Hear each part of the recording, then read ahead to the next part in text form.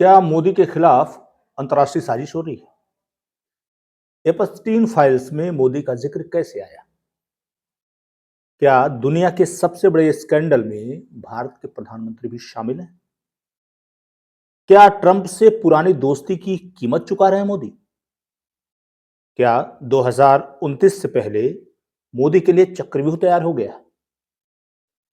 मणिकर्णिका घाट विवाद, शंकराचार्य विवाद, यूजीसी विवाद और अब एपस्टीन फाइल, क्या इन सब का कोई खास चुनावी कनेक्शन है? और क्या 2029 में अभिमन्यु की तरह घेर कर सियासी तौर पर मोदी मार दिए जाएंगे? तमाम सवाल हैं। नमस्कार, मैं हूं कुमार अंबुजेश। स्वागत है आपका हमारे digital platform news point India पर। इस चैनल का यह दूसरा वीडियो है, इसलिए आपके प्यार और सहयोग की बहुत ज्यादा आवश्यकता है। इसलिए निवेदन है कि इस चैनल को शेयर करिए, लाइक करिए, सब्सक्राइब जरूर करिए। तो चलिए शुरू करते हैं आज का सबसे बड़ा विस्फोटक खुलासा। दरअसल आपके लिए जानना समझना बहुत जरूरी है इस पूरे मामले को। इसके लिए आपको पिछले 2-2.5 महीने का घटनाक्रम समझना होगा। अचानक सारा माहौल मोदी के खिलाफ बना दिया गया है। जैसे कि 2024 में कहा गया कि संविधान खतरे में है। यह कहा गया कि 400 सीटें आ गई तो मोदी संविधान बदल देंगे। इस नैरेटिव ने असर डाला और हालत यह हुई कि भारतीय जनता पार्टी को अपने दम पर बहुमत नहीं मिला, 240 सीटों पर सिमट गई। वो अलग बात है, एनडीए को बहुमत मिल गया, मोदी तीसरी बार प्रधानमंत्री बन गए, लेकिन कमजोरी जग जाहिर हो गई। प्रधानमंत्री मोदी खुद अपने संसदीय क्षेत्र में कहा 4 लाख 5 लाख वोट से जीते थे, 1.5 लाख वोटों के आसपास उनकी जीत का अंतर रहा। कहने का अर्थ यह है कि नरेंद्र मोदी लगातार तीसरी टर्म प्रधानमंत्री हैं। विपक्ष ने इस बीच तमाम नैरेटिव फैलाए। राफेल को लेके तमाम चीजें हुई, चौकीदार चोर कहा गया। उसके बाद से फिर संविधान वाला मामला आया। अभी हर चुनाव में ईवीएम को दोष दिया जाता रहा। अभी राहुल गांधी वोट चोरी का मुद्दा उठा रहे हैं, लेकिन इसका जमीन पे कोई फर्क नहीं पड़ रहा है। सच्चाई ये है कि हरियाणा बीजेपी ने जीता, महाराष्ट्र जीता, बिहार जीता, मध्य प्रदेश जीता, राजस्थान जीता, तमाम स्टेट जीत गए। इसका कोई बहुत ज्यादा असर नहीं पड़ा। अब सवाल उठता है कि क्या विपक्ष जो है अब नैरेटिव को ही जो है एक फाइनल स्टेज पे ले जा रहा है? ये सवाल इसलिए क्योंकि कहते हैं ना कि जब जमीन पर लड़ना मुश्किल हो तो साजिशें शुरू कर दो। पुरानी एक कोट है। तो क्या अब सवाल उठता है कि क्या नरेंद्र मोदी के खिलाफ साजिश शुरू हो गई है? ये सवाल इसलिए कि पिछले 2-4 महीनों के घटनाक्रम को आप देखेंगे तो जिस तरह से स्टेप बाय स्टेप तमाम चीजें हो रही हैं, वो दरअसल भारतीय जनता पार्टी के जो हिंदुत्व का एजेंडा है उसको कमजोर करने की कोशिश है। यानी कि जो आपका बेस है उसको आप जमीन से काट दीजिए। इसकी शुरुआत हुई थी मणिकर्णिका विवाद के बहाने। मणिकर्णिका के बारे में आपको बता दें कि मणिकर्णिका घाट अगर आप 2-3 साल पहले गए होंगे या पहले गए होंगे, उसके पहले भी गए होंगे, तो आपने देखा होगा कि तंग गलियों से होके वहां पे डेड बॉडीज जाती हैं। वहां पे जाती हैं, लोग घंटों इंतजार करते हैं, 4 घंटे 5 घंटे इंतजार करते हैं। डेड बॉडी गलियों में पड़ी रहती है, नालियां हैं, गंदगी है बदबजाती हुई, कहीं गोबर पड़ा है, कहीं गंदगी पड़ी हुई है, उस बीच में लोग बैठे रहते हैं। घाट पे जाने के बाद न पानी पीने की व्यवस्था है, न बैठने की व्यवस्था है, किसी भी चीज की व्यवस्था नहीं है। यानी कि बिल्कुल नारकीय। इसके अलावा वहां दलाल बहुत ज्यादा सक्रिय है। आपको उसमें पैसे देके कि आपको पहले दाह संस्कार करें, तमाम अव्यवस्था है। उन अव्यवस्थाओं को दूर करने के लिए वहां के डोम राजा ने एक पहल की। नरेंद्र मोदी के 2019 में प्रस्तावक थे चौधरी परिवार के लोग। उन्होंने बाकायदा लिख के दिया प्रधानमंत्री को कि कम से कम मणिकर्णिका घाट का भी सुंदरीकरण किया, जैसे काशी विश्वनाथ कॉरिडोर का हुआ है। उस पे बात आगे बढ़ी और उसके बाद से उस पे प्रस्ताव बना, उत्तर प्रदेश सरकार ने स्वीकृति दी और काम शुरू हो गया। काम शुरू हुआ तो उसके बाद से एक माहौल बनाया गया। भाई, कभी भी कोई काम होगा तो जैसे जो ढांचे हैं उनको हटाया जाएगा, नए ढांचे बनाए जाएंगे, नई व्यवस्था बनाई जाएगी। उसका पूरा एक मास्टर प्लान तैयार हुआ और उसके बाद से वहां काम शुरू हुआ। काम शुरू हुआ तो एक अचानक से महारानी अहिल्याबाई होलकर, जो इंदौर की महारानी, जिन्होंने काशी विश्वनाथ मंदिर का जीर्णोद्धार कराया था, उनके मंदिर को लेकर हंगामा शुरू हुआ कि उनकी मूर्तियां तोड़ दी गई। सरकार ने बताया कि नहीं भैया, एआई जनरेटेड है। मौके पर लोगों ने बताया कि भाई जो टूटे हुए मंदिर थे उनको तोड़ा गया है। प्रशासन ने भी कहा कि जो मूर्तियां वहां मिली है उनको संरक्षित किया गया, लेकिन उस पर हंगामा मच गया। हंगामा मचा और ऐसे ऐसे लोग आ गए, संजय सिंह जैसे लोग आ गए, आम आदमी पार्टी के राज्यसभा सांसद हैं, इसके अलावा विपक्ष के तमाम नेता सवाल उठा रहे हैं। अजय राय बड़ा मतलब फॉर्म में आ गए, जो प्रदेश अध्यक्ष है कांग्रेस के। ये वो लोग हैं जिनकी पार्टियां सनातन का सदैव से अपमान करती आई हैं। आपको याद होगा कि चुनाव के पहले, 2024 चुनाव के पहले जो है, लगातार जो है सनातन को किसी ने कहा डेंगू मलेरिया है, किसी ने कहा एड्स है, किसी ने कहा कीड़ा मकोड़ा है, किसी ने कहा रामचरितमानस जला दो, किसी ने कुछ कहा, किसी ने कुछ, तमाम चीजें हुई। ऐसे लोग अचानक से सनातन के प्रेमी हो गए। भाई साहब, अद्भुत है ना। सनातन के प्रेमी हो गए, उनको चिंतारी बाही मरकरी का घाट पे तो बिल्कुल विध्वंस हो गया। ठीक है, वो चल रहा था मामला। तब तक जो है माघ मेला, मौनी अमावस्या के दिन शंकराचार्य और मुक्तानंद सरस्वती ज्योतिष पीठ के शंकराचार्य हैं, वो स्नान करने के लिए अपने भक्तों के साथ निकले, पूरे तामझाम के साथ। आपको बता दें, उससे पहले तमाम महामंडलेश्वर साधु संत, नागा साधु और बाकी शक्तिपीठों सिद्धपीठों के शंकराचार्य, सभी लोग स्नान किए। किसी को नहीं पता चला कि कब आए कब गए। लेकिन अविमुक्तेश्वरानंद जी पालकी के साथ संगम तट पे जाने की जिद पे अड़ गए। आपको बता दें, वो जगह थी संगम नोज जिसको बोलते हैं, ये वो जगह थी जहां पिछले साल महाकुंभ में भगदड़ हुई थी, जहां पे दर्जनों लोग मरे थे। उसे सबक लेके प्रशासन ने क्या किया था, कुछ नोज पे बैरिकेडिंग लगा दी थी और शंकराचार्य से बार बार निवेदन किया कि भाई 50 मीटर है, वहां से आप पैदल जाके स्नान कर लीजिए। लेकिन वो नहीं माने, जिद पे अड़े रहे। अपने शिष्यों को भड़काया या खुद भड़क गए, जो भी हुआ हो। जो भी हुआ दुर्भाग्यपूर्ण था। उनके शिष्यों पे फिर लाठियां बरसी, उसमें तमाम तरह की चीजें भी सामने आई कि चोटी पकड़ के खींचा गया, क्या खींचा गया, जो भी हुआ, जो हुआ नहीं होना चाहिए था। लेकिन यहां पे गौर करने वाली बात है कि आखिर इसका जिम्मेदार कौन था। क्या शंकराचार्य 50 मीटर पैदल नहीं जा सकते थे? खैर, वो एक अलग विषय है, उस पर हम नहीं जाएंगे। हमारी बात है उससे जुड़ी हुई राजनीति की। राजनीति की स्थिति ये हुई कि उस पर जो है तमाम लोग जो है आगे आगे। भाई अखिलेश यादव, ये वही अखिलेश यादव 2015 में जो है इसी अविमुक्ता सरस्वती को जो है शिष्यों के साथ इतना पिटवाया था पुलिस से, लेकिन उनका फोन आ गया।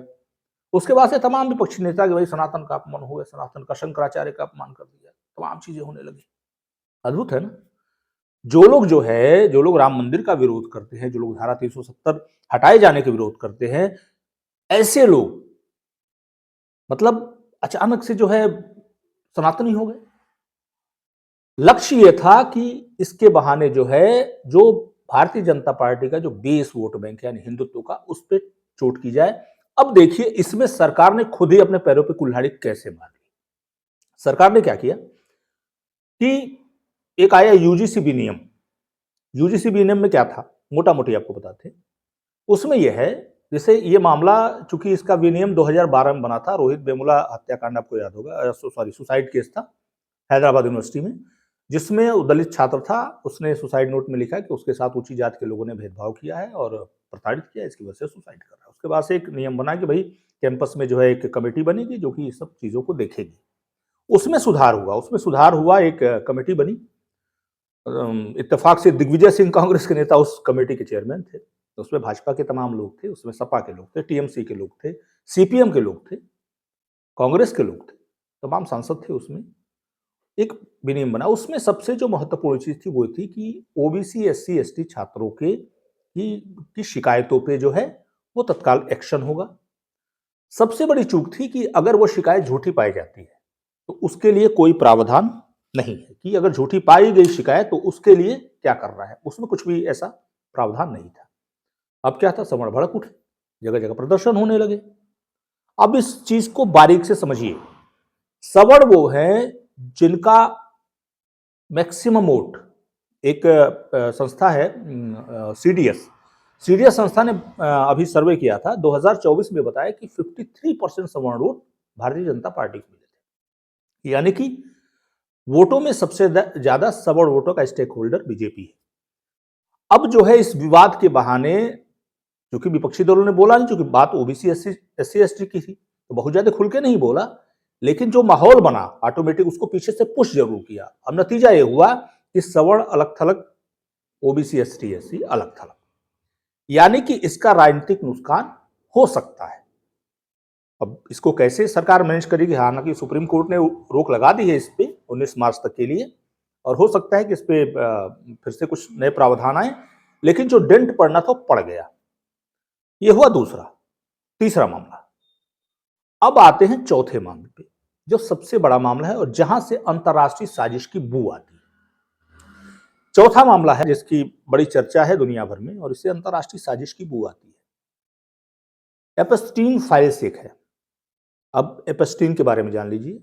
जोफ्रा एपस्टीन ये अमेरिका का यौन अपराधी है जिसे सजा मिली है और उसके बाद से जो है उसके ऊपर आरोप है कि उसने तमाम हाई प्रोफाइल लोगों को नाबालिग लड़कियां सप्लाई की और सप्लाई लंबे समय तक करता रहा। उसने सेक्स स्लेव बना के रखा, तमाम चीज़ें उसके बारे में की गई। बाद में अमेरिकी अदालत ने उसको सजा भी दी।